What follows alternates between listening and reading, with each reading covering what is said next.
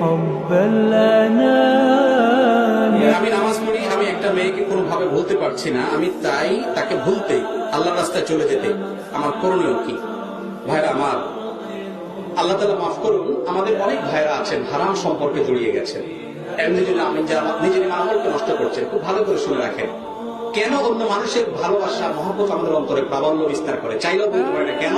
কারণ আমাদের অন্তর যে আল্লাহকে দেওয়ার কথা সেটা আমরা দেই নাই, যে আল্লাহকে দেওয়ার কথা তাকে আমরা দেই নাই। এই কারণে কিন্তু আমাদের অন্তরে শয়তান দখল করে নিয়েছে। আল্লাহ বলেছেন ওয়াল্লাযীনা আমানু আশাদ্দু হুব্বান লিল্লাহ। আপনি যদি আখিরাতকে বিশ্বাস করেন, আপনি যদি বিশ্বাস করেন কিয়ামতে আল্লাহর সামনে দাঁড়াতে হবে, পুঙ্খানুপুঙ্খরূপে প্রতিটা কথার হিসাব দিতে হবে, কাজের হিসাব দিতে হবে, আপনার ভিতরে অন্য কারোর প্রতি ভালোবাসা আসবে না। কিভাবে আপনি রবকে সন্তুষ্ট করবেন তার জন্য অস্থির হয়ে যাবে, ইমানের দুর্বলতার কারণে এগুলো হয়ে থাকে। যদি কেউ এই রোগে আক্রান্ত হন, তার কাজ হলো তার ইমানকে বৃদ্ধি করার চেষ্টা করা, কোরআনকে বুঝে পড়ার চেষ্টা করা।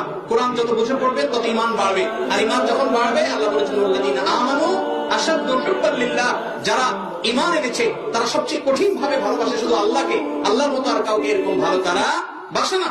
আল্লাহ ছাড়া অন্য কাউকে আপনি ভালোবাসছেন, কাকে ভালোবাসছেন? যাকে ভালোবাসছেন সে আল্লাহর সৃষ্টি।